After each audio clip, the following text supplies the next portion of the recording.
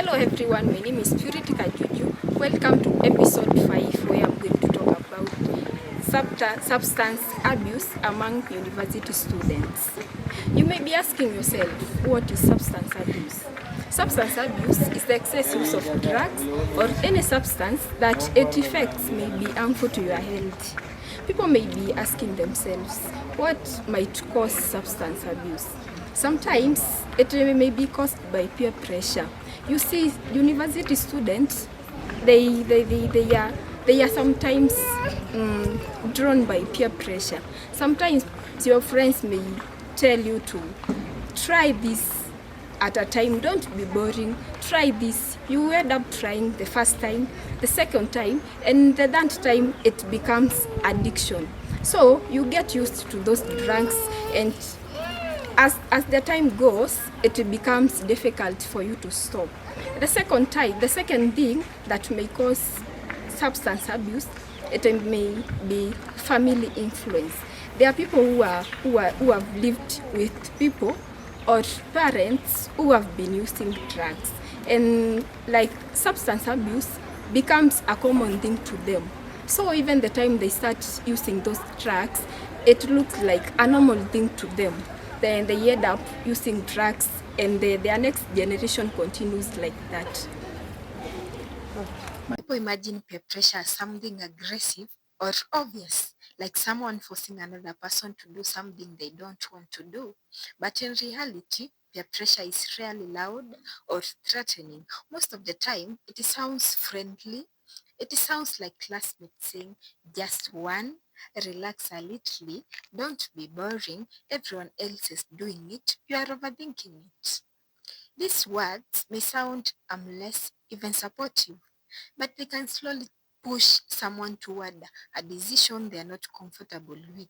And in those moments, the easiest response is to simply say yes, not because you don't want to, but because you want to fit in, because you don't want to be seen as different, because you don't want to disappoint your friends. But the strongest response you can give is sometimes the simplest one: no. Saying no does not mean you're rejecting your friends, does not mean you think you're better than anyone else. It simply means you are respecting yourself. It means you understand your goals, your limits, and your priorities.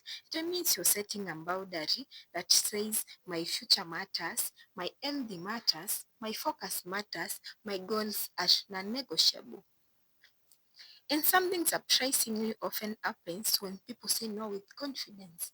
Others begin to respect them more because confidence sends a message. It says, I know who I am, I know what I want, I am not afraid to protect it. Confidence is powerful. Now let's talk about something that most students rarely think about, and that is the brain. Right here, just behind your forehead, is an incredibly important part of your brain called the prefrontal cortex. This area is responsible for some of the most important skills you use every day. It helps you with decision making, that is choosing between right and wrong, self control, that is resisting impulses and temptations, planning for the future, that is setting goals and thinking long term, managing emotions, that is staying calm during stress or conflict. In many ways, the prefrontal cortex acts like the CEO of the brain. It helps guide your choices and control your reactions. But here is something many students don't realize: your brain is still developing around the age of 25. That means the brain you are using today is still under construction. Think of it like this: a construction site where workers are still building walls, installing wiring, and strengthening the foundation. During this stage, the brain is extremely flexible and adaptable. Scientists call this neuroplasticity. This is a good thing because it means you can learn new skills, develop healthy habits, and grow mentally very quickly. But it also means the brain can be easily influenced. When substances like alcohol, nicotine, or drugs enter the brain during this critical stage of development, they can interfere with how those brain connections are forming. It's like changing the design of a building while the cement is still wet. The structure may still stand, but it may not be as strong or stable as it could have been. Habits formed during your late teens or early 20s can become deeply wired into the brain. Your brain begins to associate certain behaviors with pleasure, stress relief, or social acceptance. Over time, those patterns becomes harder to break. That means the choices you make today can shape how your brain responds to stress, pleasure, pressure, challenges, or even relationships. The habit you build now can influence the kind of adult you become. So the real question is not just what feels good right now. The real question is what habits do you want your future self to live with? As we come to the final scene of this 35-minute episodes, we say that health is mandatory for us. We can't live, we can't ignore that the air that we're breathing, the water that we are using in the daily day, that the diet that we are scheduled for is very, very essential for our health. We don't want to